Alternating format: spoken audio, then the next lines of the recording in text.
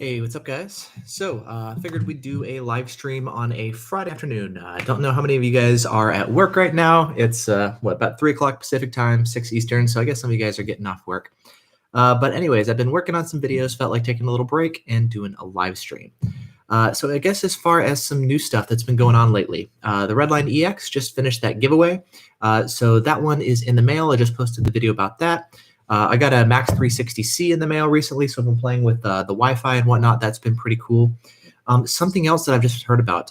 So one of the things I guess that I'm the most excited about. Hey, what's up, Ferris? Yeah, if you guys have questions, ask away. And so things that I've been most excited about. I've lately been working on some dash cam reviews. The Blackview DR750S, Thinkware F800 Pro, and DoD RC500S. They're all the high-end $400 dual channel dash cams. I've been testing them lately. So I'm getting close to getting all my thoughts in order to put together a comparison video. The new 4K version of the Blackview, the DR900S, that's actually going to be coming out this month in April. That's one that I'm really excited about. I love the feature set and capabilities and design and whatnot. And the new 4K version with H.265 should give us really high resolution videos and better detail, which is kind of one of the things that I want most out of that dash cam. You can actually pre-order them now. I put links in the video description to the single channel and the dual channel version to where you can go pre-order them. You can also use the coupon code Vortex20 to save another $20. It's kind of cool. But if you want one of those, yeah, go get one. I'm going to have one coming in as well to replace my DR750S, and it's pretty much going to be my main dash cam. So yeah, I haven't posted about that anywhere else. I just actually saw an email here on my phone and was like, awesome, I'm about to do a live stream. Figured I'd tell you guys about it, and then I'll do all the proper video stuff. Okay, Drew says, is the DR900S that much better than the 750? Pretty much the same idea, except instead of 1080p, it shoots at 4K. And so significantly higher resolution, 4 times the resolution. So it's going to do a much better job at picking out details like license plates and all that kind of stuff. Plus, it uses a different compression algorithm, H.265 instead of H.264, which means with improved compression, even though the video resolution is a lot bigger, the video file size is not going to be significantly bigger. I forget the exact amount, but it's going to be pretty comparable to what the current 1080p version does. And so basically better quality with a really good all-around package. And so that's the idea behind it. How much is the DR900? So I'm looking at it now. I've got it pulled up. So with the 16 gig card, the single channel version is $369. I think the dual channel one is $479 or something. You're going to want to get a bigger card. I've got a 64 gig in mine. 128 would probably be better just to get tons of storage. With the 64 gig card, it's $429 for the single channel version. And I'd need to get the link for the dual channel one. I don't have that pulled up here at the moment, but you guys can take a look. Links in the video description. Just go hop in and see there. But yeah, let's get back to the right tab. Let's see. Ferris, is the ALP jamming the Polyscan? It already can. There's some weird things to where the Polyscan, it's an unmanned laser gun that they set up on the side of the road. They're pointed at an angle, and so you actually sometimes need to mount your ALP heads at an angle in order to jam it, which is different than jamming a police officer shooting LiDAR. There's some good information on RDF about people measuring the angles and all this kind of stuff. Search on RDF for Polyscan and ALP. The guys in Australia and New Zealand, where they have those, have done some really good stuff, so that'll be a good resource for you. All right, let's see. Clash with Neo. Can a speeding ticket by pacing hold up in court? Yep, absolutely. If he's driving behind you or whatever, and his speedometer is calibrated, he can just look at his speedometer, no radar, no laser, no nothing, and he can just pace you, pull you over and give you a ticket right there. So yeah, that does hold up in court. Let's see. Installed R3, 30 FPS though, in 2-channel mode. Yeah, so it looks like the DR900S, I think it's 30 FPS, you're right, in 2-channel mode. I've got 60 now with the DR750. Pretty cool, it's nice. I think it does 60 FPS in single channel mode. I'm not sure, but yeah, I would have to take a look at the specs. Let's see. Plato said you regret the B112. How come? Well, I'm curious to hear why you regret it. I've got one. It seems pretty good, but the battery life has gone down over the years, so I've kind of been looking at other ones. Kind of nice to have the USB ports, but yeah, I actually use the Power Magic Pro the majority of the time and not even the battery, so it's kind of funny. Let's see. What's your favorite car and day in a week? I don't know. I got favorite cars and stuff, but I guess we focus more on radar detector stuff. I was just watching a Doug DeMuro video on the Ferrari Enzo. That was cool just before this, but yeah. Let's see. Play-Doh, not charging. It should charge properly. Maybe contact Blackview customer support if it's not actually charging. And make sure the cables are all plugged in correctly. It should just automatically start charging when you start driving. So check that and just make sure everything's going. Let's see. By Bevan Reed. Hopefully I said your name right. Do you have any news on the release date for the new Whistlers? So the last I heard, it seems like it's got delayed a little bit from when we were initially told, but they posted on Facebook that it's supposed to be out this month in April. So we should be seeing them soon. I haven't heard anything from Mike V yet, or Mike B rather, as far as him sending me one. So I don't have any info as far as when I'll get them or when they'll be available or anything. But the last I heard, it should be this month. Now, as far as the performance, I forget the exact numbers. It was somewhere like 3, 4, 5, 6 dB or so. In terms of increased sensitivity, which is great because 3 dB is double the sensitivity. So it should be pretty nice. That doesn't necessarily translate into double the range or anything because it can really depend on terrain and blah, blah, blah. But we should see better performance. My main concern is that the BSM filtering isn't the greatest. And so, yes, you can up the performance, but the filtering still isn't that great. And yes, it has GPS, but it doesn't have GPS lockouts. So I still would think the DFR7 would be a better choice, even though it does cost a little bit more. I think with the lockouts and with the improved BSM filtering, it's still going to be a better choice, but I'm still hopeful to see the Whistlers at least perform better. So that would be good. Let's see. Bill, laser jammer solution for a rental car. That can be kind of tough to do. There was some Taiwanese company that did these wireless laser jammers.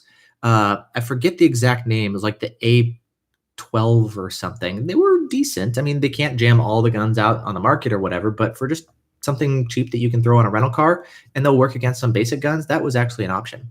Maybe ALF 12 or something. You'd have to look it up. Check RDF. There's info about wireless laser jammers. Let's see.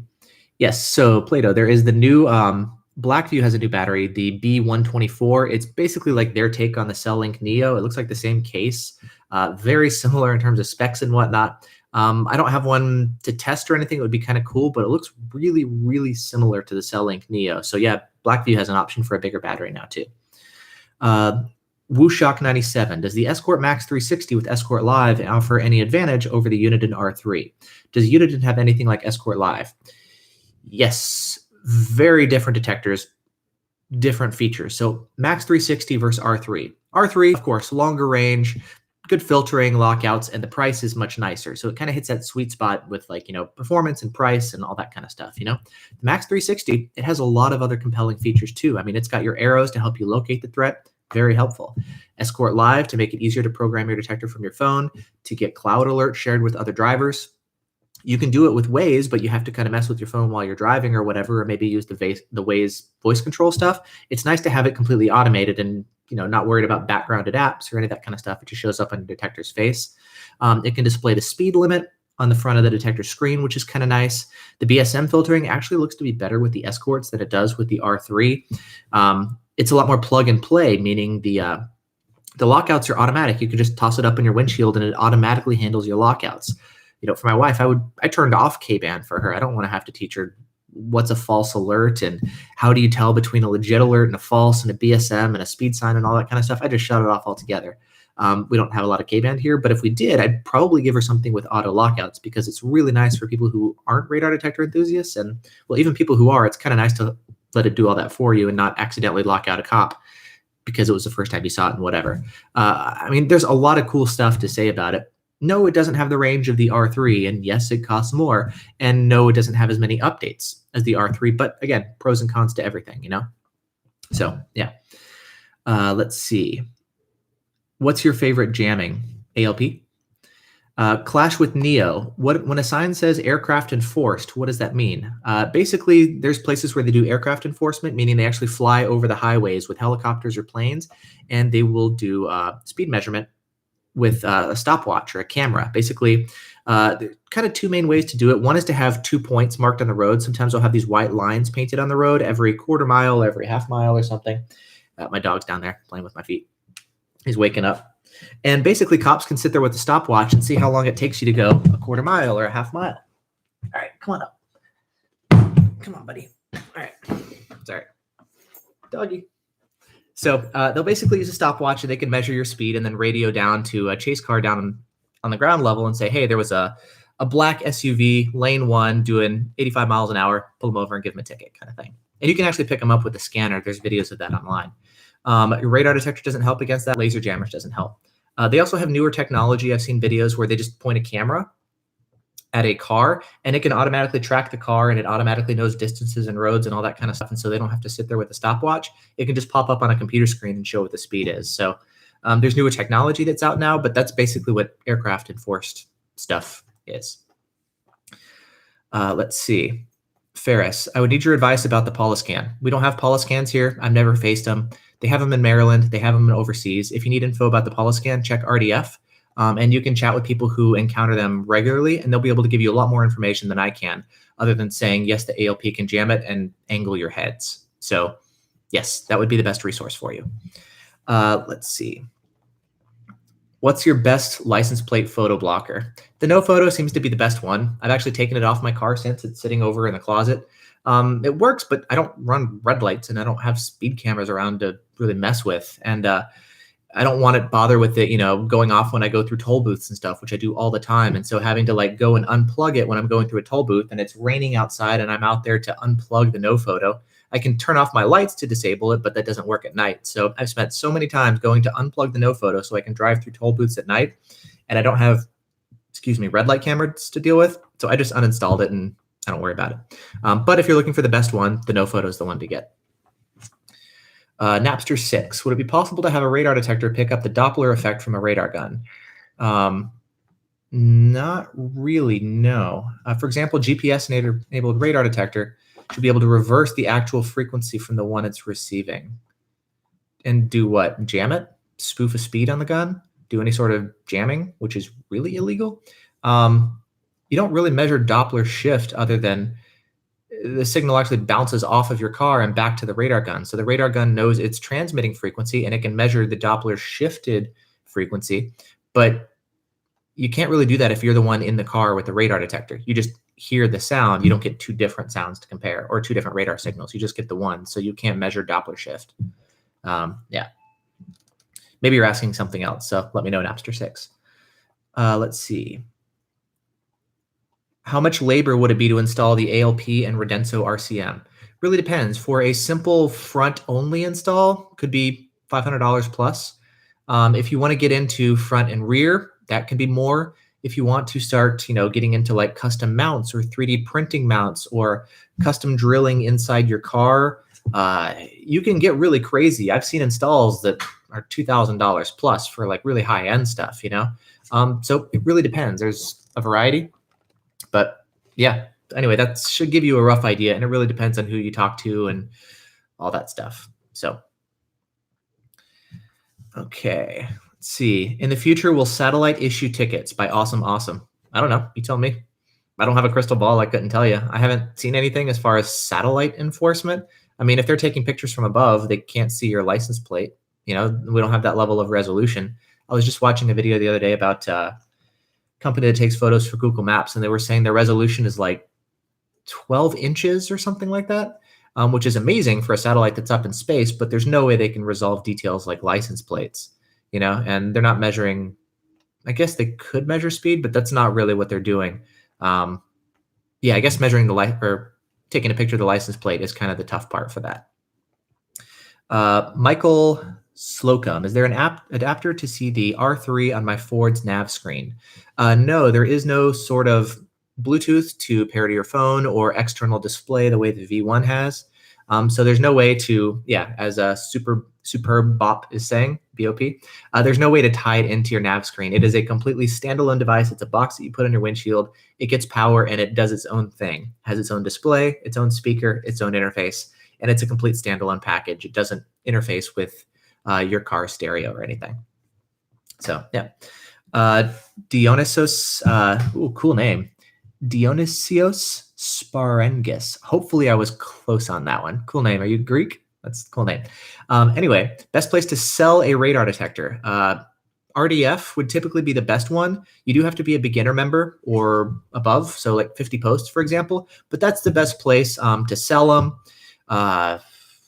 You could do eBay, but you have eBay fees and PayPal fees, and selling to potentially who knows who might say, hey, I bought a radar detector, it didn't alert to a cop, it's broken, I want to return it, and dealing with all that kind of stuff. It's nice to have like a community to sell stuff within. So I like RDF the best, but there's also Craigslist or, whatever.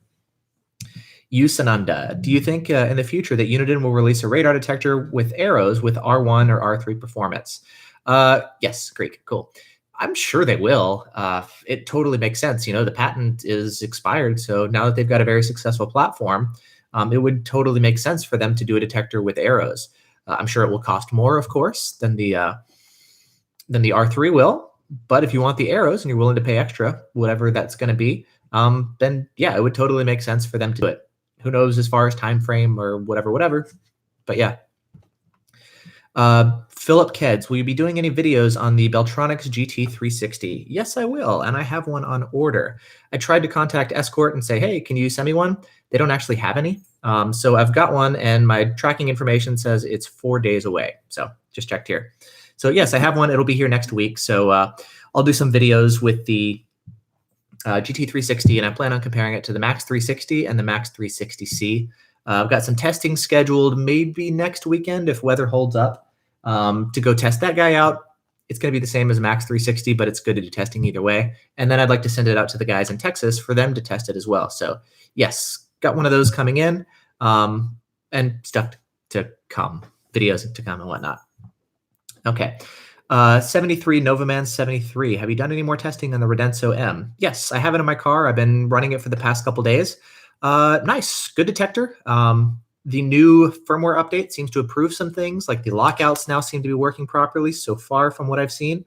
I think some of the issues I had with the RCM, where if you manually create a user point, you can actually go in and delete all of them in the menu, and it'll actually clear out the user point that you accidentally created, where the RCM with the new firmware that recently came out should be able to do that too. But it seems like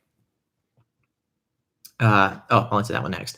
It seems like, sorry, I lost my train of thought here. Oh, the Pro M. Yeah, anyway, it seems like it's a nicer package now. So I plan on testing it more. I've got that, the GT360. I don't think there's other new radar detectors off the top of my head to test. So that's one that I'll be focusing on more. Pyrex 4. Why do people recommend to purchase an R1 and R3 from BRD if the site is not an authorized dealer? Not saying it's bad, just asking. Yeah, good question. He is an authorized dealer. It's not listed on Uniden's website, I think because he only does radar detectors and not also scanners and radios and whatnot. Maybe that would be something he could ask them about. But yes, he's very much an authorized dealer. He works closely with them to actually help them develop the product. And he's awesome on the forums to help answer questions. He was one of the main people actually getting the detectors to us in the first place. So he's been very much a part of the process of developing these detectors and getting them out to us as well. And I like to reward companies and people who are very helpful and supportive of the community and take care of you guys, and customer service is good and all that kind of stuff too. Yeah, so he's awesome. Let's see. Any suggestion on hiding my R3 while driving through Virginia? Behind the tint, maybe? In your windshield? That could be one thing. I've seen people do other things. Search around. There's ideas. Yeah, I don't want to give away all the secrets necessarily, but yeah. Have you tested or thought of trying any of the Cobra IRAD detectors by YouTube Clasher? I've seen some testing with the, was it the RAD 450 and the IRAD? Wasn't particularly impressed. Yes, they're cheap. The one new Cobra that does kind of interest me is the, it's like the RAD 500. It's got GPS lockouts in a Cobra, and it costs like $200 or something. So Cobra's using some of Escort's tech to get lockouts. They're manual, they're not automatic. They're gonna have to keep it like a lower end product and not give it all of Escort's features, but it does have lockouts, so that's kind of cool. There's what else? The IVT, hopefully better. The BSM filtering should be good. So I'm really hoping that Cobras are getting better. I've tested the DSP 9200 BT, and that one was actually pretty impressive. It did a little too well, and Escort was like, oops, oops, we shouldn't make Cobras be that good. And so they discontinued it. So that platform is gone, but they're kind of sticking with the iRad and stuff. Yeah, let's see. Let's see what else. I run mine high in the passenger. Oh, cool. By the way, yeah, there's a lot of good stuff here for you guys that are reading. Suggestions on like mounting your radar detector, or like you guys are chiming in with stuff in the discussion too, which is great. So awesome. Let's see. Congrats on the new house. Thank you. Yeah, our house is under construction right now. We're going to be moving toward the end of the year around September. So yeah, we're really excited about that. And I mean, I've been planning like my Wi-Fi stuff to get that everywhere. Like I'll have a new studio for recording videos with my cameras and all that. So that's been fun. I'm really excited about it. I got this hair thing sticking up on my head. What is this? Right there. Whatever. Okay, so Napster 6. Any news on a possible Bluetooth cable for the R1 or R3? No, haven't heard anything. I don't think they could just add it with a Bluetooth cable and give it Bluetooth connectivity. Well, I guess they could actually, like the Macs did that. So they could add it. I take that back. My guess, though, is if they were to add that, they would do it with the maybe a replacement to the R3 and just tie it into the detector itself. That's kind of what Escort did. They started moving it into the detector, right? That would be the natural place to put it. So if they're going to be maybe releasing updated detectors, I would imagine it would. That would probably be the place to put it. And yeah. Let's see. Rusty Zipper. Do you have a 9-to-5 job? Nope. I do this full time. This is what I do now. It's kind of started as a hobby, and it's sort of developed into a full-time thing. Like I do this full time, and I've been building it as a business to make it also pay, right, as a full-time job, so that I can not only spend my time doing this, but also get paid and make a living and pay my bills and buy new radar detectors and do my testing and all that kind of stuff. So I do this full time, and yeah, I mean, I make money through affiliate sales when you guys buy products, when you watch my videos and there's ads, or those of you guys who support me on Patreon or book private sessions, all that kind of stuff. That all goes directly to helping me do this full time, so I can sit on a Friday afternoon and chat to you guys about radar detectors and test stuff out and keep everybody in the loop and have a lot of fun along the way. So it's something I really enjoy, and it works well. So I'm quite happy with it. Let's see. Awesome. Can I monitor my husband's car speed from my home? Yes, you can do that with phone apps, and some dash cams have cloud support and whatnot. Yeah, there's ways of doing that. Let's see. Not a radar detector question, but since you test dash cams, do you believe soon to be released 4K dash cams that'll be a game changer? Yes, take a look. The link's in the video description. There's the new, I mentioned this at the beginning of the live stream, the new Blackview DR900S. That one looks pretty amazing. From what I've seen with the pre-production kind of prototype development footage, that one looks impressive. I've got 3 generations of Blackviews so far. This is the new one that's coming out. I really like the platform. I like the dash cams, and yes, it's going to be 4K, 1080p in the rear, 4K up front. You can pre-order them now. Information is down there, and there's like a coupon code to save $20 too. They're going to be pricier than a 1080p dash cam, of course. But yeah, if you're looking for a 4K dash cam, that looks pretty awesome. So yeah, take a look down there. Let's see. Where was the question? It scrolled away. Which remote by Dionysios? Cool name. I know I said that before, but your name is still cool. Which remote install radar detector would you buy if money were no option? Easy. The Escort Max CI 360. I did a video about it the other day. You can take a look at my channel. The NetRadar DSP, Redenso RCM, Stinger VIP, and Escort Max CI 360. I did a video talking about all of them. The Max CI 360 is my favorite. I was borrowing one from a forum member on RDF. It's gone now. I mean, I've got other detectors to play with in the meantime, but if I was to have one remote that I like really depended on, that would be the one to get. So yeah. Let's see. What's your favorite 4G LTE cloud link dash cam? I don't know of too many. I know Waylens has one. Owlcam is working on one. I'm going to be testing the Owlcam whenever they get out of beta testing. They're going to send that over, but that looks pretty cool to get one that doesn't rely on your phone's hotspot or anything, or maybe your Wi-Fi built in as a security cam / dash cam. That looks pretty cool. So that's one that I've seen some stuff on. I have a little bit of concerns about it and stuff, but anyway, once I have a chance to test the Owlcam more, that's one that I've been taking a look at. But the Waylens, that one looks cool too. I married a doctor and I get to stay home all day watching videos on YouTube. Well played, Chesty McStudmuffin. What's the maximum range LiDAR can be detected, assuming line of sight, ALP? Oof, that's a tough question. I mean, so laser guns, if you look at the specs, let's start there. The specs kind of limit them to like, it can shoot cars 2,000 feet away. I think the longest shot I've seen is like 12,000 feet away, but cars are so tiny at that range. And you got so much handshake that that's just more of like a long distance because we can shot. And there's, I mean, a lot of police departments say, hey, you need to make sure that you're shooting only at close range because the laser beam actually spreads over a distance. And if you shoot too far away, you could think you're targeting this car, but the laser beam is also hitting this car. So they have minimum distances to where they can shoot. So a lot of times that could be 1,000 feet, 1,500 feet, something like there. So you have the technical capabilities of what the laser gun can do, and then you have more of the practical / legal side, which would be closer in than what the gun is capable of. Now, to get to your question as far as the ALP, if the laser gun can see the car, the ALP can definitely see the laser gun too. Remember, the laser gun needs to go from laser gun to car and back, so it has to travel twice the distance. ALP only has to pick up the initial distance. So there's less beam spread. It's, if the laser gun can see you, the ALP can see it. And I've even seen it do like with scatter shots, picking up around the corner and stuff before even line of sight. That was kind of cool. But yeah. Mike C. Oh, it scrolled away. Come back. Should I spend $289 to upgrade my V1 or get a unit in R3? Again, very different detectors, man. I love both detectors. They're two of my favorites. You know, R3, that's kind of the detector to get nowadays because everything is built in with the GPS and the longer range and all that kind of stuff. With the V1, I mean, you got your arrows, you've got your Bluetooth, you can pair with the phone, you can get auto lockouts, which the R3 doesn't have. It's got arrows, which the R3 doesn't have.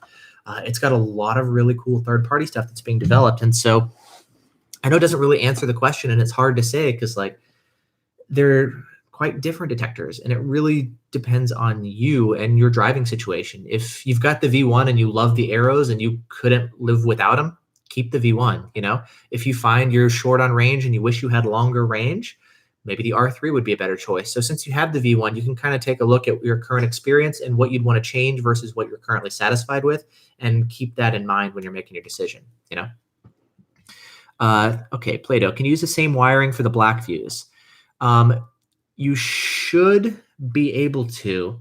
I haven't seen that confirmed yet, but I think you should be able to, the way we could with the DR650 to the DR750. I remember the mounts changed between the 650 to the 750 for the front camera. I think the rear camera was the same, but I don't know yet about the 900. I haven't had a chance to test myself, and I haven't seen it confirmed, but I would assume that they're still using the same connectors. No reason to change those, you know, mini SMA or whatever those are. Oh, Dionysus. Thank you, Super BOP. Let's see. Gary Abram, do you think Redline will ever be king again? My guess is no, because the first, you know how they say like the first step to solving a problem is admitting you have one? Escort is not willing to do that. They're just adamant that the Redline EX should be on par with the Redline, and if they can't even admit the fact that it's not, it's tough. Now, maybe they're trying to save face the way they did with the Maxi Eye and the Dragon Eye stuff. That's another story, but yeah, so that's one aspect of it. The second thing is Escort is less concerned with the enthusiast market and all-out range now. They used to be, but they've very much separated themselves recently from the enthusiast market. You guys in RDF know all about this. They're now catering more towards your general consumer. It's a larger customer base. There's more money there.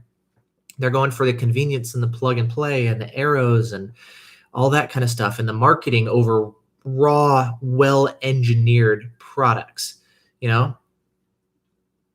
And if you take a look at some of the stuff as far as Monomoy, the company that bought them out, where their R&D focuses,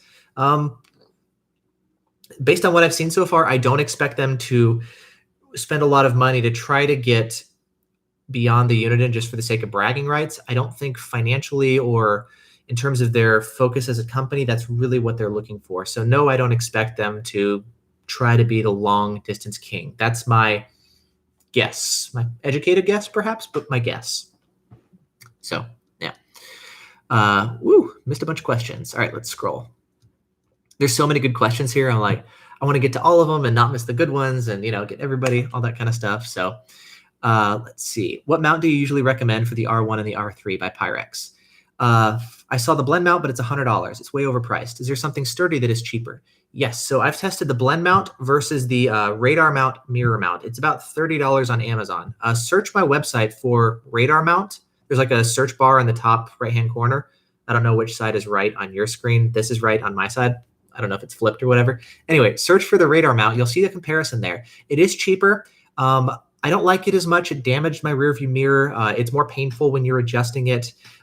There's some things I don't really like about it. The blend mount is a better designed product, and you can tell when you're using both, but either one of them will do the job at the end of the day. Radar mount is beta testing a mount specifically for the R3. I'm not sure if it's available for sale yet, but they are working on that, while blend mount already has that available. So that's something to consider too. But yeah, you've got my website, information's on there. Go take a look. So awesome.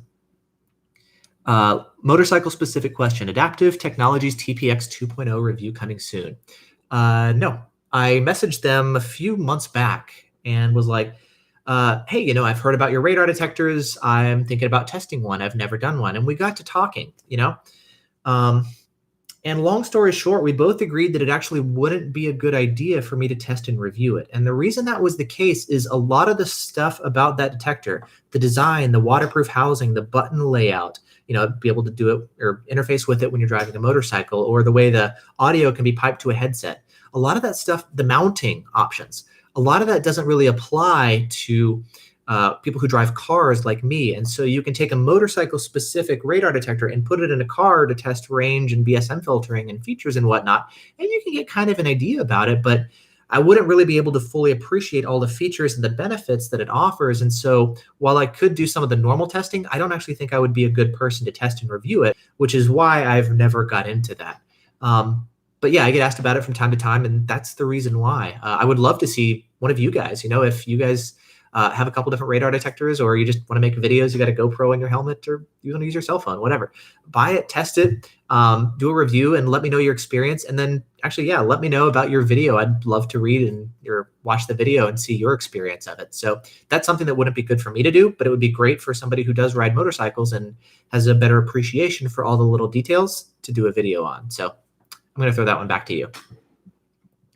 All right, next. It's funny, every time I go back to scroll, it just goes and everything disappears and it goes back to the bottom. So I guess it's like an auto scroll thing. Let's see. Sounds like an excuse for your first bike purchase. Never really been that interested. My brother's more interested than I am.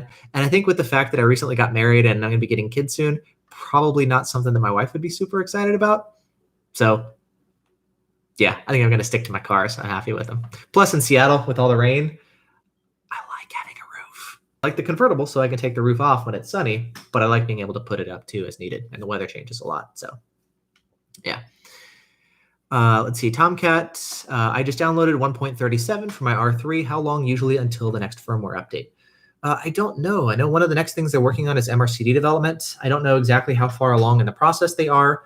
There's some other things that they've shared with me that they're working on, but I don't know the time frame as far as when it's going to come out. But I do know that they're working on new stuff. And yeah, I mean, we've given them feedback in terms of stuff on the forums or us beta testers or things that they experience on their end. So yes, there's already stuff on development. I don't have a time frame, and I don't have like the whole features list as far as what they're working on. It's still kind of, other than I guess the MRCD stuff, some of that stuff is still a little hush hush, you know? So yeah. Okay, let's see. Matthew Smith, how long have you been in the state? Since 2010? I wound up in Seattle. Funny story. I spent a year road tripping around the country, and I was in Seattle when I got tired of driving. That's how I wound up here. And I didn't know where I actually wanted to go live, you know, but I just didn't want to drive anymore until I figured out where I wanted to go. So I was just here in Seattle, hanging out in coffee shops and talking to people, trying the coffee, the beer, driving around the city, just checking stuff out. And it's amazing here. It's really wonderful. You know, we joke around that like everybody thinks, oh, it's rainy. It doesn't rain all the time. And fun fact is like we kind of say, yes, it does. That's why you shouldn't come here because the traffic is so bad and the prices are getting really high for everything because I mean, Google is like here, Microsoft is based here, Amazon is based here, Starbucks is based here. There's a lot of tech companies and a lot of people moving in. And so the traffic is pretty bad. The prices for everything is going up with all the tech people who get paid a lot. And so we're like, don't come to Seattle, stay away. Yes, it rains a lot. So that's kind of a fun thing that we tell people. It does rain, but not a lot. It's just more gray and depressing than it is like rain. So, yeah. Let's see. I've been in the state for almost 13 years. I live in Marysville. Hey, what's up, Matthew? Yeah, so you're a little ways away. I'm over on the east side now. Let's see. Awesome. How much are private sessions? They're $90. You can go on my website. Up at the very top, it says private sessions. You can click on there and yeah, I do those all the time with people to help them pick radar detectors, talk about installation, laser jamming stuff, which one to get, how to program it, where to go to install them, where to find good deals, all the stuff that you need to know. Yeah, do those all the time. So just click private session at the top of my website and you'll go there and that way we can do one-on-one stuff. Rocky Mountain radar ad. Is there seriously a Rocky Mountain radar ad on my videos? That's awesome. Let's see, new firmware question, DR750S, Blackview 1.05, layman's terms. Okay, what's the front camera 180-degree rotation? I wish I had one here. So the dash cam, it's normally pointed like this. If you mount it like this, then you would need to rotate the camera 180 degrees so that it would be able to see out the windshield. But if you do that, all the text will be upside down because it's supposed to be like this, right? So if that's the case and you mounted it pointed the opposite way on your windshield due to mounting location stuff or whatever, you can go into the settings now and just flip the camera 180 degrees. So if you have it mounted backwards and upside down, that software option will correct what your weird mounting option did. That's what that's for. Awesome. Private sessions are online. Yeah, we'll do Skype, phone call, email, whatever, whatever works best. A lot of time phone is quicker to just get into really everything, sometimes email works better. So case by case kind of thing. Let's see. Any reliabilities with the R1 and R3? From time to time, yes, there are some issues. Things from the display. I know one person's speaker went out. Sometimes the detection kind of died away. Sometimes little things like that. So yes, there are some issues that happen with it. Not a lot, but it does happen from time to time. So yeah, those are some of the things that I've seen with the R1 and the R3. So not perfect, nothing is, but there you go. David Danzero, I thought the flip was only for the rear cam. Yes, that is, it used to be, but there's a new firmware update that came out a couple days ago, 1.005. I think it's like 1.012 for the DR650S. So for both of the cameras, it now has the option to flip the front camera as well. It didn't used to, you're right, but it does now. Derek Goddard, just curious how you became a radar geek. I don't know. I've always loved tech stuff. I got a radar detector just to feel more comfortable being out on the road. I was road tripping, as I mentioned. I got a ticket in Arizona years ago. And I remember just like wanting to be able to do something about it, to better understand what's going on around me. And I wound up picking up a radar detector from Radar Roy. It was a 9500IX. It was my first radar detector. Bought it from him. It was good, starter detector. Later, I wound up finding out there were other detectors that were better for me, the V1. And there was one that he didn't sell. And I was a little like, man, I wish he would have given me more information about stuff that he didn't sell, but was actually a better fit for me because that's what I wanted, not just more what was best for him to make money, So that kind of bothered me. So I was like, okay, well, I'm going to start doing some testing for myself to figure out what's actually the best option because I can see some of the reviewers out there, they may be biased financially or otherwise to recommend one thing over another. And I want to know what's actually the best for me. What's best for you may actually be different. So I just want to see for myself without referring to others who may be a little inaccurate, let's say. And so that just got into like testing and making videos and discussing stuff on RDF and just wanting to find out for myself the truth. How does this stuff actually work? And that has just kind of led into all this with it grows and yay. So yeah. Let's see, Napster 6. Is there such a thing as a performance decay for a radar detector over time? Not really. I have seen some things with eventually the detector will start to not work as well, or you'll start to get some reliability issues. Some detectors, they have like self-calibrating mechanisms. Some of them don't. So there's different things some detectors that can do to help alleviate those issues. Um, Usually some of the main things though is like when a detector gets old, I mean, maybe there's a hardware issue and it just stops functioning, or it doesn't filter out blind spot falses, so you have to upgrade because you can't deal with the constant K-band falsing. So that seems to be a more common thing, but yes, sometimes there could be some decay in performance, but it's not something too big of a deal. I remember Pointer Cone, his red line, Old Nelly, he bought like one of the very first ones ever, and that thing would still crush every other red line in testing. Only one data point, but still, it's a data point, you know? So it could happen, but it's not a huge deal. And a lot of times if you have to upgrade, it's because you need better BSM filtering, or Uniden comes out with a new R3 or something like that, you know? Let's see.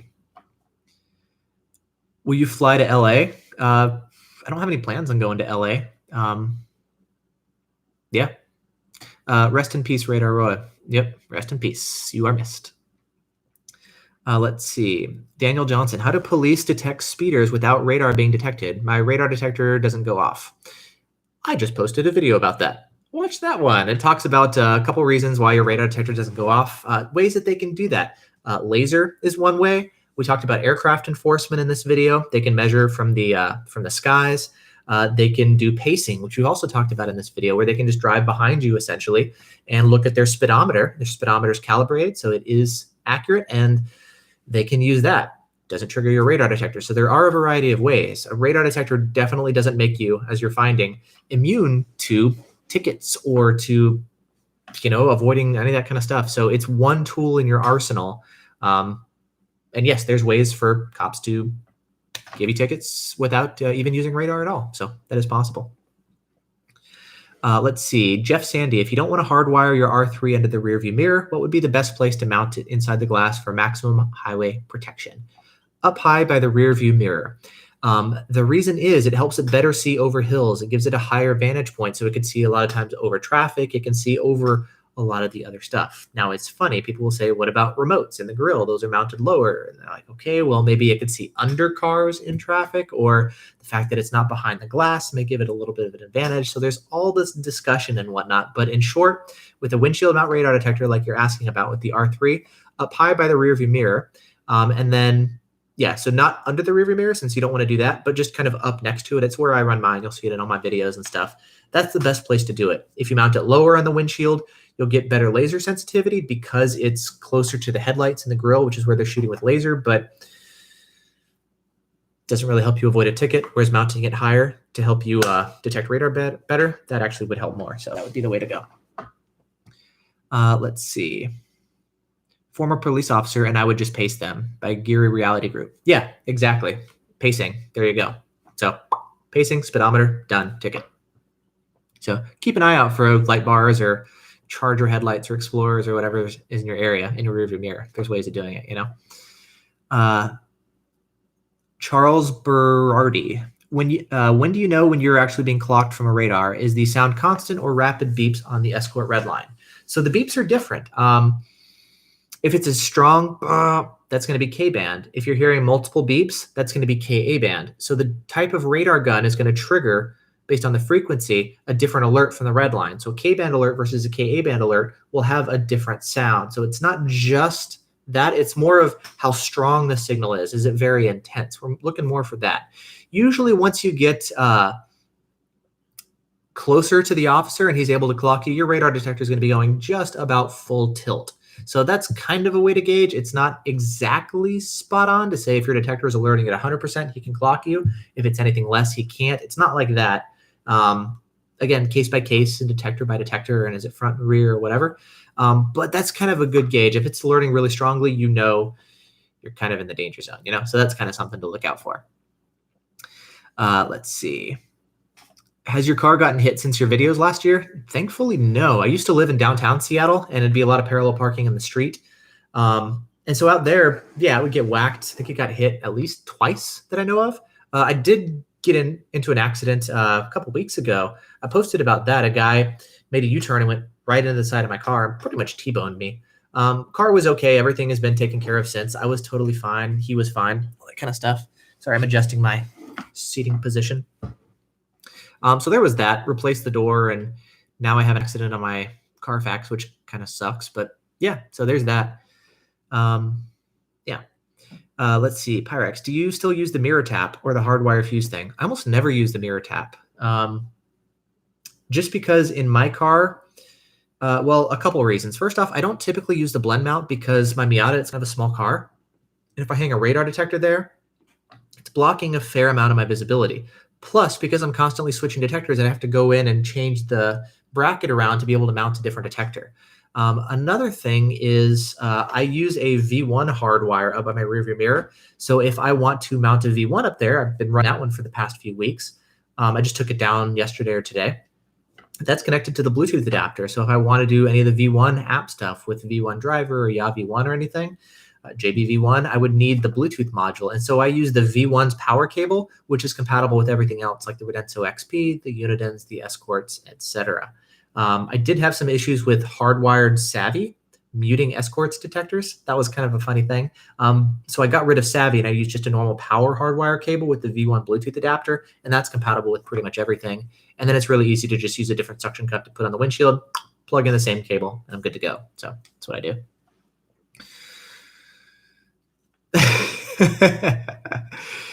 Damien GMC, hey man, right now I have a Cobra SPX 6600 that I got from Walmart for $100. It's been decently good for me, but I saw your video about the Uniden R3. How much of an upgrade would it be? Woo! We're talking about opposite ends of the spectrum, my friend. I tested the SPX 7800 BT, same platform, just with like a little different design and some extra features like Bluetooth. It's one of the worst detectors I've ever tested.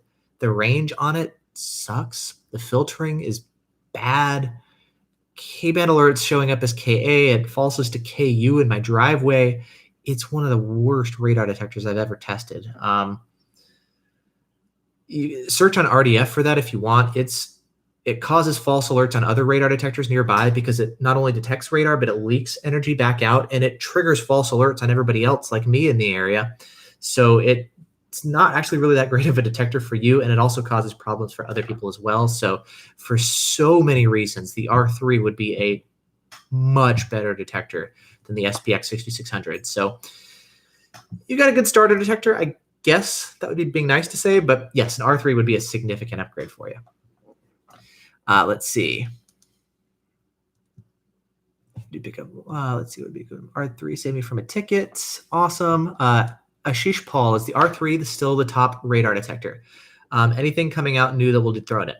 So anything that I know about new, if it's not public information, I can't talk about it. But as far as the R3 being the top radar detector, at this point, yeah, it pretty much is when it comes to performance. Are there other factors that may be more important to you? Yeah, maybe you want a remote detector. Maybe you want arrows. Maybe you want automatic lockouts, you know? So to say it's the best, again, it's really subjective and personal preference depending on what you want.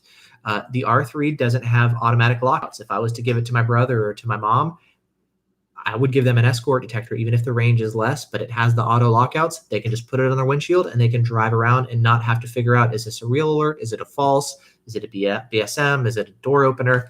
How do I know?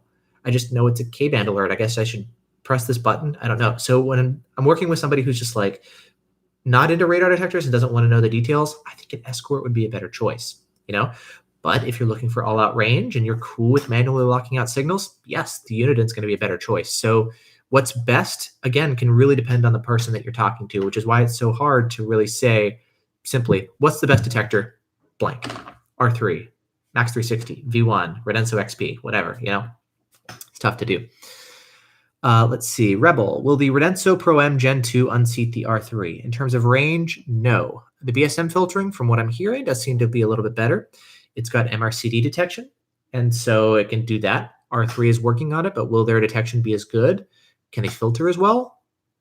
Maybe not, you know? So the R3, it can keep up with the Pro M is almost as good as the R3 in terms of range, and if it has better BSM filtering, that could be appealing, even though it's $150 more, you know? I still prefer the design of the R3. I like the menu button layout. I love the extra features like auto dimming display. I love the more rapid updates. I love the button feel better. So there's a lot of other aspects to it too. But I kind of think in the niche for the Pro M is going to be the MRCD stuff.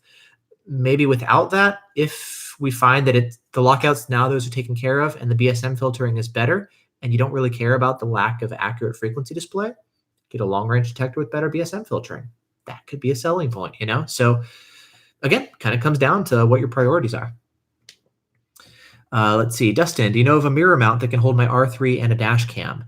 No. So it's a little much to put a dash cam and a radar detector on a mirror mount. I don't know of any that can do that.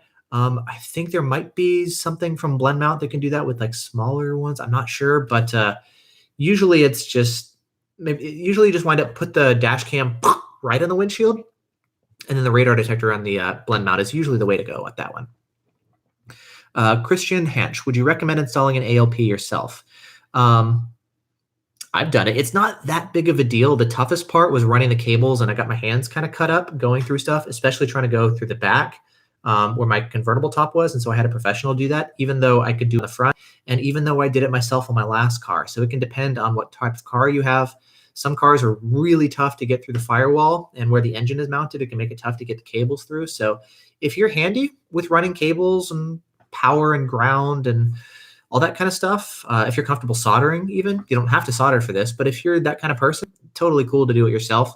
But again, it's kind of a case-by-case thing depending on your car and how much time you have, and do you have a garage? So if it's raining out, you don't have to worry about that. You know, there's things like that, but you can totally do it yourself. The other thing that you were asking was, is it worth it if you have your car only for a year and a half? Yeah, if you encounter laser, it's really helpful.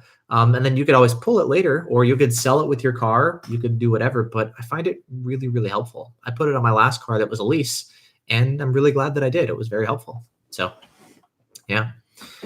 Let's see. Uniden not supporting Australia and New Zealand very well with the database and firmware updates. People down here aren't too happy. Yeah, they're not doing as good of a job in Australia and New Zealand that they are with the US market. I'm not exactly sure why. I know 1.37, for example, it's not even out for New Zealand yet. So you're right, they're not doing as good of a job with that market as they are with the American market. So I don't know, I kind of feel like, yes, they support it, and they don't support it in Europe or any of this kind of stuff, but they do in Australia and New Zealand. So at least there's some support, but the US seems to be the place where it's best supported. And there's a ton of people who are like, hey, I'm in Saudi Arabia, I'm in Israel, I'm in, Romania, I get all these different countries. Should I get the R3? And I'm like, not necessarily, and that's a whole nother story too with what radar guns are used there and all this kind of stuff. But yeah. Okay. Funny. Okay, Pyrex 4. If my country only uses the MPH B3 and laser for speed measuring, would the R1 be my best choice? The B3, great detector. It operates on K-band and KA. It's typically KA 33.8. I don't think the B3 has an X-band antenna. I know the Python does. I'd have to look it up. But you have to see what frequencies it has. The B3 frequencies can vary for what frequencies they transmit on, depending on what country you're in, just due to local laws on radar transmission stuff. And so the frequencies that's in use there, it may or may not be what the R1 is designed to detect. So that's something to keep in mind. And as far as laser, the R1 sucks at detecting laser, so it's not a good choice for that. Maybe you'd want another detector that has better laser sensitivity. But the whole discussion about a radar detector doesn't really help with laser, blah, blah, blah. That's another discussion too. So anyway, yeah. You want to come on up? Dog hopped off my lap and looks like he kind of wants to come on up. Already been requested. Ability to set your own lockout range has been requested as a feature for a future Uniden firmware update. That would be cool. I don't remember off the top of my head what the frequency range is for a lockout. I think somebody tested and found it was 55 megahertz. That seems like a little bit of a weird number. I haven't gone in to find out the exact range. I could with kind of varying the inside of an antenna to get different frequency ranges. Actually, I could do that with the Bushnell. Yeah, I could test that. That would be an easy way to do it. I've been wondering for a little while. People have been asking about that. Cool. All right, so let's see. Let's scroll through. I've seen a new tactic that the CHP is using in California. Officer will park his or several patrol cars on the ramp, stand on the side of the overpass, and tag your it. Yeah, so shooting from the overpass, that definitely happens. Usually that's laser. And sometimes they'll chase you down, or they'll radio down to a chase car on the road.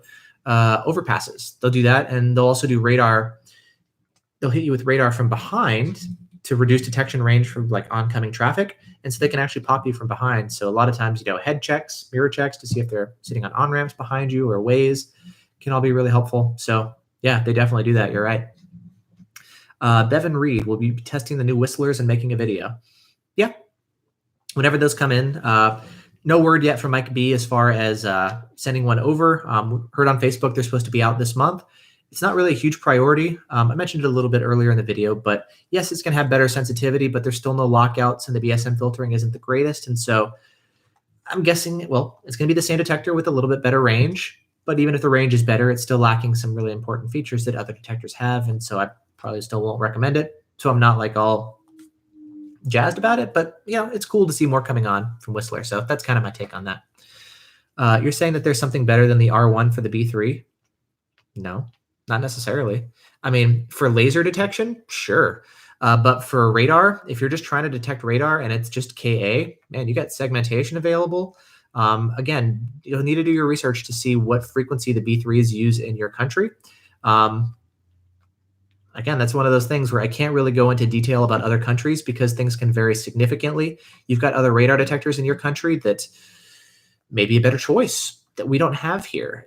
Maybe you can't get an R1 or whatever. Like there's other stuff to consider too. Maybe there's types of photo radar, whatever. So I'm not really a good person to get into with what's best for other countries. I can kind of extrapolate the information from what we have with the US, but I can't really pin down and give you very precise and accurate information with certainty. So the R1 is probably a good choice, is my guess. But yeah. Remix Deluxe. Will you do any videos for car alarms? No, I don't have any interest in them. I don't really care. I've got one in my car. It's just built in, but that's not really anything that interests me, and it's not anything I would ever really cover, so no. Darcy, it's frustrating that the V1 hasn't changed the design or kept up with the times. They were so far ahead. Yeah, they were. Mike V and what was this engineer, like Indian name, something. He's got a lot of patents too. Yeah, I don't know. It just seems like he's getting closer to retirement. He's getting older, There's patents out for new designs and new hardware platforms and new features and new displays and all this kind of stuff. But we've been waiting years for all this stuff to go through and things to get changed and it get implemented. So yeah, we're all still waiting on V1 improvements. Most of the stuff with the V1 right now, it's the third-party apps. That's where all the exciting stuff is because he decided to release a Bluetooth API for people. So other developers can do things since he's not. He's adamant against adding GPS because there's licensing and patent restrictions. And so he has things on his website about how GPS is a bad idea because you could potentially lock out a police officer, which is true. And so his choice is just to have you completely beeping to everything and then give you Savvy for low-speed muting. But at least with third-party apps, people can do that without it getting into some legal issues and stuff. So, yeah. Darcy, will R3 be a hardware add-on for the MRCD? It doesn't look like it. It looks like it's just going to be a software update with existing hardware, which is great. If they wind up finding out that it requires a hardware update, it would have to be a new detector, a new hardware platform. It could be the same thing, but an improved version of it, or it could be kind of like the Max to Max 2, where they just put a Bluetooth chip inside it and called it the next detector or something. They could do that. Or just if they're making another platform altogether, I don't know, with an ambient light sensor, for example, and Bluetooth or whatever they'd want to put on, if they'd want to do that kind of stuff, they could add MRCD then if it requires a hardware update. But so far, it looks like it's just a software update. So Ashish Paul, what would be a good dash cam to record the interior while a 2-channel records front and back? Look for one that's got infrared. There's a couple different ones. That way, if your cabin is really dark at night, it shines these little LEDs to light up the cabin. I don't know off the top of my head. There are some dash cams that have one that points out the windshield and then a second lens that points back into the cabin. Pruvio does one and Vantrue does one, like the Vantrue N2 Pro and the regular N2. They do that. And you can just put another windshield or another dash cam on the back window. So there are those. Those companies have contacted me asking me to review them. I'm busy doing other ones. I'll probably get to it eventually, but that's also kind of a lower priority thing. I get so many companies asking me to review their dash cams that I just don't have time. And yeah, so I don't do as much dash cam stuff as I would like to do, just because logistically it's not really that realistic. But yeah. So cool. What's the possibility of solar charging with your dash cams? I actually tried that. When I first got it, I'd looked into long-term parking solutions. It was with a Papago dash cam. I got a couple solar panels with USB ports for charging cell phones or GoPro batteries or whatever else. I tried it with the dash cam. It didn't actually work that well with that dash cam. And the issue was when we went from night to day, the sun would come out and it would slowly start to get brighter and brighter, and it wouldn't like trigger the dash cam to turn on. So you'd run into this weird thing where it would be sunny, but the dash cam wasn't even on because it never had like a very clear off to on transition being supplied power. So with that particular dash cam, it didn't work. And I also wound up finding that like it's kind of a pain to have to constantly, pull the panel down and put it back up and fold it and all that kind of stuff. And I wanted something a little bit more plug and play. And so I never really bothered testing it with more dash cams, although I could, So you could do it. They've got tons of dash cams on Amazon or solar panels. You could try it. But that was kind of my experience with that. John Windsor, what's the difference in range between the Max 360 and Valentine 1? I believe they're actually pretty similar. Off the top of my head, I believe the Max 360 was better on 33.8. That's what I see majority of here, so that's what I focus on, which was surprising. The big thing about the Max 360 is it's able to do give you decent range, pretty similar to the V1. I'd have to look up the exact test results. If you go to my website, at the top, there's a button that says tests. You can go and look at some of my testing with like the Max 360 and the V1. Pull those up and you can take a look. But the main thing is the V1, in order to get better performance, you've got to get custom sweeps and KA guard turned off. So you turn off some of the KA band filters. I wind up getting a fair amount of K falses with the V1 from Leaky Cobras and stuff, whereas the Max 360 can scan KA band while still having the KA filters enabled. So I get fewer false alerts on KA band, which is nice because you don't want Escort Live dropping all these false KA alerts everywhere. So that was actually one of the main things was the fact that it can do all that without having to resort to custom sweeps and worrying about out-of-tune guns and false KA alerts. So that was a big component too, in addition to the range. So range, I think, was pretty similar. They go back and forth sometimes, but it's nice that the Max 360, yeah, you don't have to worry about some of those other technical things and whatever that you do with the V1. So yeah. Would you be able to charge your battery with a solar panel? I'd be kind of surprised. You'd have to check the specs on the power output in direct light versus cloudy weather, and if it can charge your battery. You could try it. Give it a whirl. See if it works. Those don't usually use USB. So you'd have to like convert USB to cigarette lighter, which you could do. I've got these things that convert USB to cigarette lighter and like a USB charger thing. I use it all the time here for charging or radar detectors to test stuff, whatever at my desk. So that could be an option. But again, just make sure all the power stuff works depending on what panel you have and whatever. So yeah. Darcy, is R3 looking possible to do directional like V1 and Escort's version? So common question. It would require a hardware update. In order to do, see, I've got a Max 360 here. My V1's in the car. In order to do arrows, you need a rear-facing antenna, kind of your main one, and you need a second antenna pointing backwards. And the detector compares the signal strength from here and there to determine arrows. If you have, here's my R3, which I pulled out for video. You have the R3, it only has one antenna here. So all it knows is I'm detecting a signal. It doesn't know if the signal's coming from here or if it's coming from behind and bouncing off something and coming back into the detector. So without a way of determining the difference between here and here, where the signal is stronger, it can't determine detection or direction. It can only determine when the signal is present.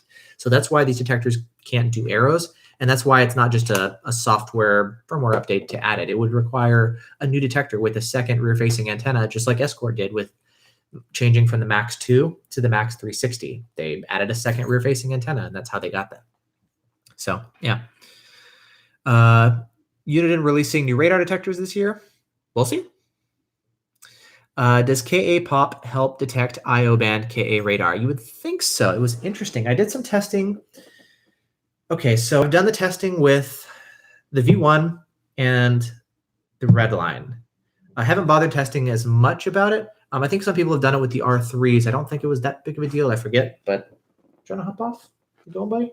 Okay. So the V1 has full-time KA pop scanning. You can't turn it off. So my dog's here. He's just wanting to be petted. Oh, you're such a good boy. You're such a good boy. So that's always there. With the red line, so the test that I did, this is nice because you can turn KA pop on and off, and you can do some stuff with segmentation. The sweep, the search for pop radar and the search for 33.8 are two different sweeps. If you have pop turned on and segment 2 turned off on the red line, it'll detect KA pop on 33.8, but it will not detect normal KA band radar on 33.8.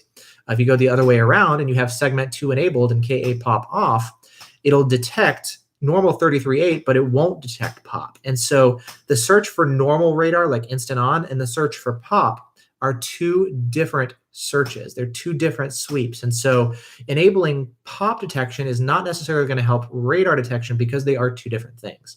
Now that was done with the Escort red line. Maybe things are done for the R3, different for the R3. I don't know. I could test it, but I've never done that test. And yeah, usually it's just kind of one of those things, turn it off and don't worry about it. It's a cool trick. It's a marketing thing. So yeah, I can detect pop. Cool. So, all right.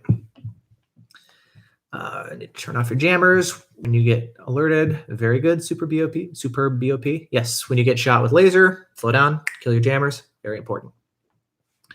Bevan Reed. It's funny. Sometimes I'm reading these questions and I haven't read them beforehand. And I'm like, I hope this is a good question or maybe not something we've talked about or whatever, you know. Rebel, thanks. Got to go eat. Love your channel. Yep. All right. See you, Rebel. Have a nice dinner. Hey, what's up, Mike? Okay. Bevan Reed, is it advisable to run a non-GPS remote detector and a GPS windshield mount detector for the database with 3 bands turned off? Okay, for performance. So you could run a detector with GPS for the database, but a lot of times turning off the bands doesn't actually turn off the detector's sweeping. It's still going to be searching, and so it could still interfere with other detectors. Again, this is kind of a case-by-case thing. Like, you know, with some detectors, KA band segmentation actually adjusts what it sweeps for. With other detectors, it only adjusts what it alerts to, and it's still scanning full time. If you're looking for a GPS database, really just you're kind of better off running Waze. They have devices like the Speed Cheetah, which are better at GPS stuff. It's like a dedicated speed cam alerting device you can put in your windshield.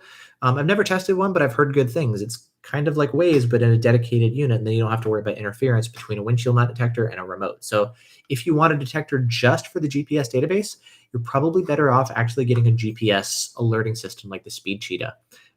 Search on Google or Amazon, you'll find it. Let's see, Plato, do you see the dash cams are becoming more popular in the US and to what degree? I see that Russia, China, South Korea, maybe Canada, they're the rage. Yeah. So I play this game all the time when I'm driving. I'll look on people's windshields to see if they're running a radar detector. Whenever I see things, it's typically a cell phone mount, suction cup to the windshield, a GPS, a dash cam, or sometimes a radar detector. And I'm like, yeah, that's awesome. So dash cams are much more popular than radar detectors are. I see a lot more people with dash cams than I do with radar detectors. And so, yeah, they're definitely becoming more popular with all the stuff that we're seeing on YouTube, all the videos. So, yeah, I'm seeing them here as well. I see them in parking lots, and, yeah, they're becoming a lot more popular.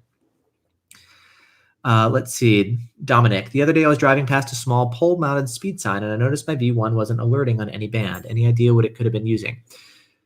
Could have been X-band if you have X-band turned off. It could be off-frequency K-band. If it's not a police radar gun, it could transmit in different frequency ranges, and we could consider it really out of tune and out of the range of what a V1 scans for, but still transmitting radar just on a different frequency range than a police radar gun would. So speed signs, they don't have to be the same level of calibration and accuracy that a radar gun does, like a police radar gun, because they're not issuing tickets. And so you'll run into situations that your radar detector may not be able to pick them up because they could be on different frequencies or they've drifted way out of tune or something like that. And that's usually why that happens.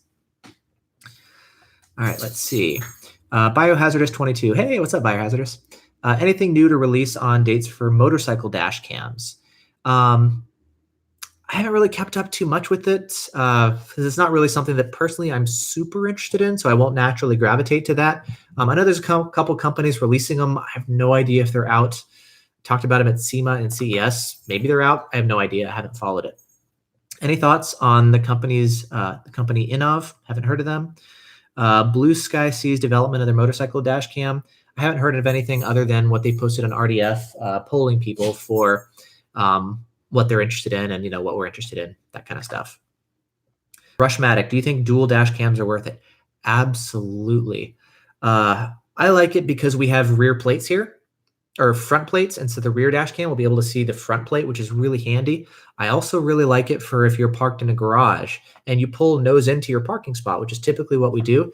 Your front dash cam is only going to see a wall, but if anything happens, it's the rear dash cam.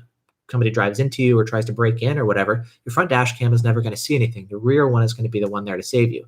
If you get shot with laser from the rear, or just to have the other camera in the back is really helpful. If a guy rear ends you from behind, you've got the rear dash cam to see, was he on his phone? Was he not looking at you? What was going on? Like, it can be really, really helpful to record that, and it'll capture so much more that a front dash cam alone can't see. So I think it's really, really helpful. And yeah, kind of my take. Let's see. Anyone else buffering a lot? Never buffered before in your live video. So I haven't changed the settings. It's still the same level. I've got 12 megabit up, and I'm only uploading at 720p, so should be good. Yeah. Let's see. Oh, no buffering, 480p. You guys are watching. Is 720p an option for this, or is it just 480p? I know my MacBook's screen, or my camera here, can do 720p. Do I have any options for adjusting that? Toggle timestamps. No, I don't think I have that as an option. 720p, I'm not buffering. Okay, cool. I'm glad that you guys have 720. Cool. Thank you for confirming that. Let's see. When setting up a radar detector, do you recommend a specific converter or adapter for setting it up in the house? I use one that I don't know if they make anymore. Here, what company is this? Best Tech or something? BESTEK. It's one that I've used. It just does this. It's like a power to, like a house power jack to this, and there's like a brick. I've used that for years. It's been good. There's newer versions of it out now. I've used like these really cheap ones off eBay that I got for like $4, and it killed a radar detector or a power cable or something. Don't get the really cheap ones. Another thing that I really like that I use all the time are these things. It's USB to a cigarette lighter jack, and I just plug it into this like USB charging thing I have here to charge phones or GoPros or whatever. And then I use these for charging detectors all the time. They're like $10. These are awesome. I use them all the time, and I'll plug them into a battery pack, and then I can take them out of the car if I need to, if I don't have enough cigarette lighter ports and I need something else for whatever. These are really helpful. So I'll add later on a link in the video description to that. But if you just search on Amazon, do that, you'll find them. They're great. Let's see. David B, I'm on 360p. Yay, I'm glad nobody's watching at 144p or 140 or whatever it is. That would be horrible. Pixelated blobs. Let's see. Darcy, without arrows, I feel like Goose and Maverick and Top Gun. My head flies around trying to find the fuzz. Yeah, I know. I mean, I love my arrows too. I've gotten used to running, an R3 without them, but or a Pro M or something. But I've been running the V1 lately to try out JBV1 and all that stuff. And man, it's nice having arrows. I was out driving last night to do some dash cam testing to get some nighttime footage, and my Pro M started going off to 35.5. Had no idea where it was. I'm coming up to an intersection, and I'm like lost trying to figure it out. Is he ahead? Is he to the right or the left? So I flicked on the V1 and waited for it to light up, and was able to use it to help determine the direction. So yeah, arrows are really helpful. You can rely on the ramp up a lot of times. I'm noticing the Pro M's ramp up is a little bit weird, so it's tough to use it to determine like accurate direction and distance and all that kind of stuff. So yeah. Let's see. Are there any stealth detectors with arrows? If you get into remotes, yes. The Stinger VIP, the Escort Max CI 360, the Rodenso RCM, the new batch that should be coming out, and the NetRadar DSP should be pretty stealth too. As far as windshield mounts, no. The V1 is not.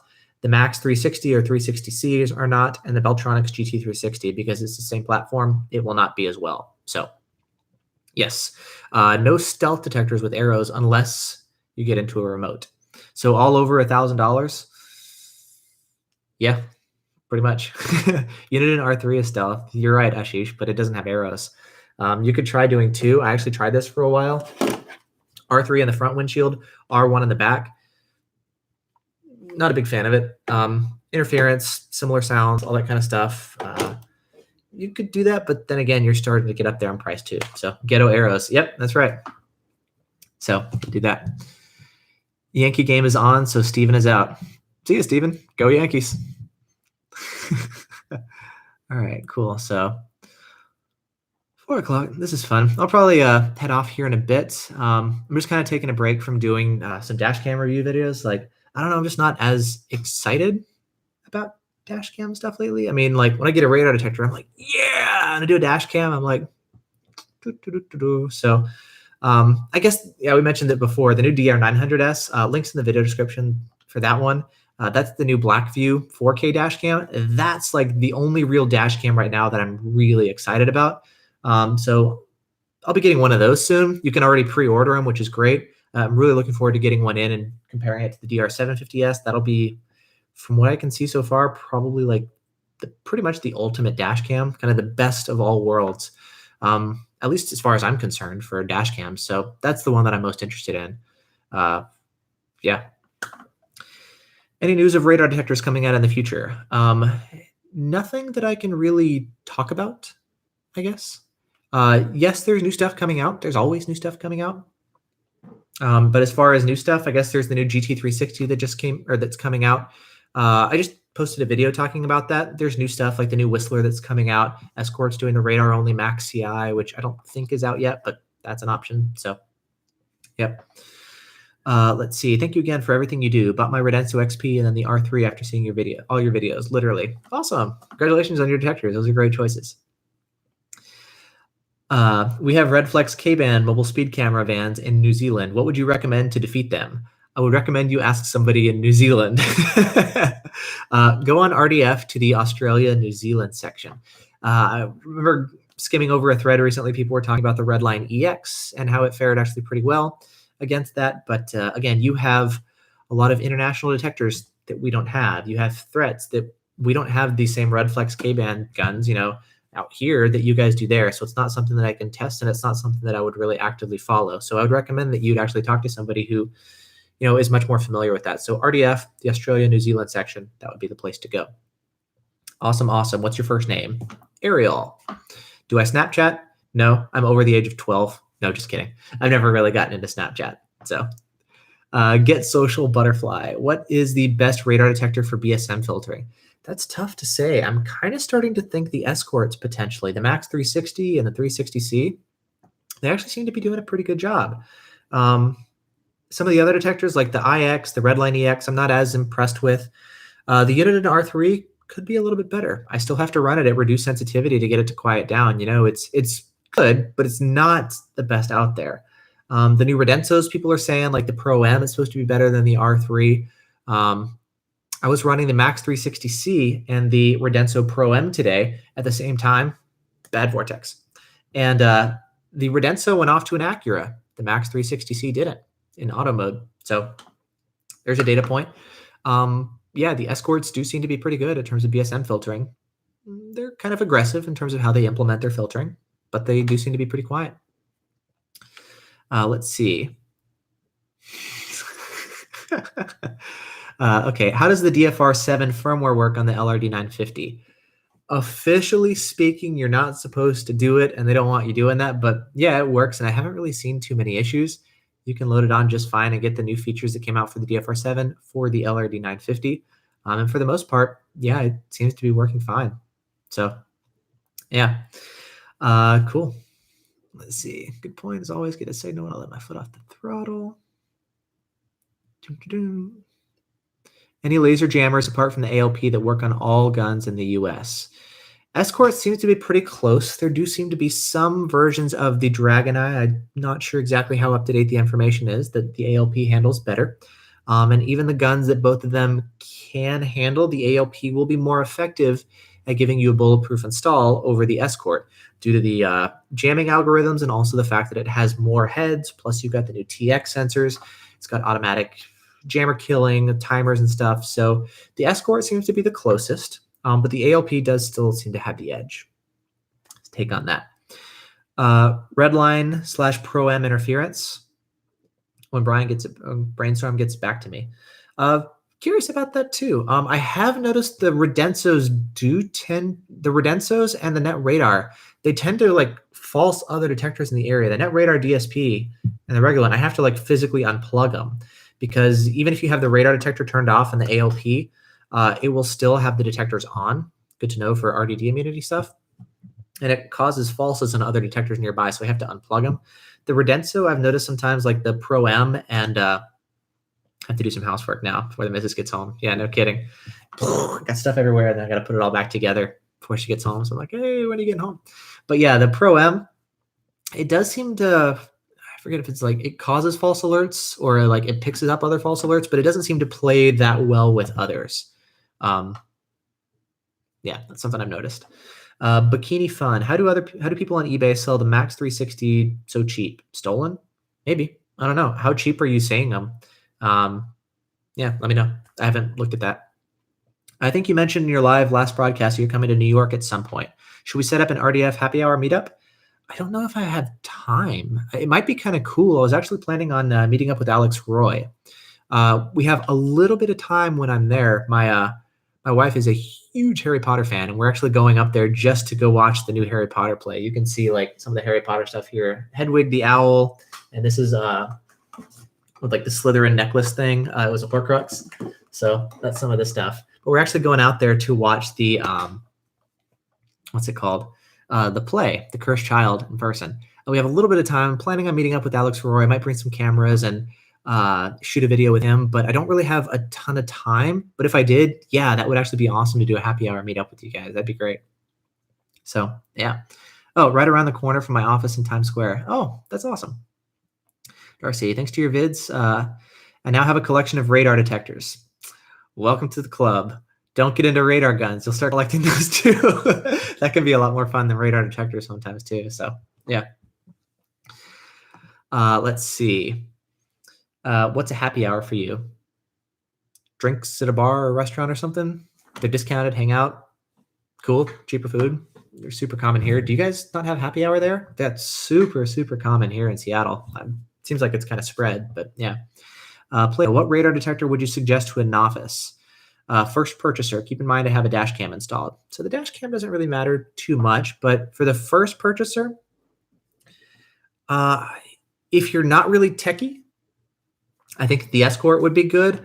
Something like I don't really like the IX, but there's that, or the Redline EX. Maybe the Max 360 could be good. It's expensive. I think you can find them, or 650. You can find them for closer to 550 now. If you go look on Amazon or something, they're pricey, maybe out of the price range for somebody for a starter detector. But the auto lockouts, they are a really big selling point.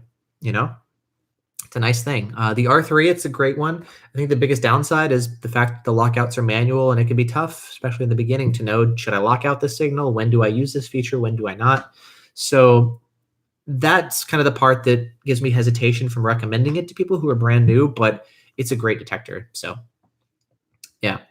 I would say the R3, just watch the setup. Yeah, I've got videos that teach you how to use the lockouts and when to use them and when not to use them. Search my channel on that, and that'll help you, better understand lockouts, how they work, and when to use them. And that way you can avoid some of the main pitfalls of using your lockouts manually incorrectly. So that'll be a good resource for you. It's on my YouTube channel. Let's see. Can your dash cams be used against you? In theory, sure. I don't know how that works as far as them like pulling your footage out or something. I don't actually know about that. That's a good question. Yeah. I don't know. Ask a lawyer or find local laws or something. So I don't know. First radar detector is deeply affected by budget. I like my X70 for about 125-ish used. Yeah. And for a first starter detector, I mean, something closer to $100. Get a DFR6. You got no GPS, so you're gonna be dealing with falses a lot. Maybe a DFR6 would be great. Or sorry, DFR7. You can find those now for closer to 250. A little bit more than your 125 there, Nightwolf. But I mean, you've got a good detector, with lockouts and low speed muting and red light camera alerts and good BSM filtering and performance and all that kind of stuff. Like that's a good one for not a lot of money. That was a detector that could outperform $400 detectors, and you can find it for $250 now. So, That's a funny comment here. Auto lockouts are great until they lock up. Cough, cough, Max 360. They need to get that fixed. Max 360 needs to stop locking out. So they're working on it. Don't have it 100% yet, but yeah. Let's see. Got hit with laser today in New Jersey for the first time in a long time. Should I be looking at a jammer in New Jersey? Yeah, if you don't want tickets from laser, look into a jammer. If you don't mind them, don't. Let's see. What are the common sources for laser falses? When I was running the V1, the most common sources, because that's the one that falses the most, Mazdas, Infinitis, and Volvos. The laser transmitters on the front for like smart cruise control and automatic braking, that kind of stuff, those ones for whatever reason seem to trigger laser falses the most. Mazda CX-5s, that kind of stuff, they trigger quite a few of them. That's what I would see the most. There's other things like neon signs and a few other things. Sometimes like little lights can trigger it. But those seem to be the main sources that I've noticed. Let's see. What did an ALP 5-head plus install cost in New York? Again, if you're going for 5 heads, it's going to be more involved. You're probably looking to closer at $1,000 for labor and everything. If you're getting some custom work done with drilling holes or 3D printing mounts or whatever, it can be more. So call around. But yeah. Cool. Okay. Well, I'm feeling pretty satisfied with this. I don't know about you guys, but yeah, this has been a fun one. It's fun just kind of hopping on and doing, chit chat live stream hangouts with you guys. So hope you guys have an awesome weekend. I've got, more dash cam stuff to work on next. I've already got my ideas for next Friday's 5-Minute Friday. I've got the idea for that. I've actually got a list of ideas that I want to work on. So that's something I'm pretty excited about putting together too. So I'll get all those videos done and get them all scheduled. I want to tell you about some of the stuff that I'm working on now, but I don't want to spoil the surprise. So you'll see more fun stuff to come. So awesome. Thanks so much for tuning in, guys. I guess the last one you're asking, mangosteen. Isn't that a drink, mangosteen? Should I wait for the Blackview 4K? You can pre-order them now. I've got one coming in, link in the video description. And the reason I keep bringing it up is they just came available for pre-order. So I put them in there for you guys who've been asking me about them constantly. It comes up. You can pre-order them now. Take a look down there. There's a $20 discount coupon you can use too if you like. That's down there too. But anyway, yes. So thanks so much for tuning in. I'm enjoying these, reading your guys' responses. Sounds like you are too. So yeah, anyway, I will see you guys in the next video. Thanks for watching. Bye. However I end my videos. Cool. Okay. See you guys.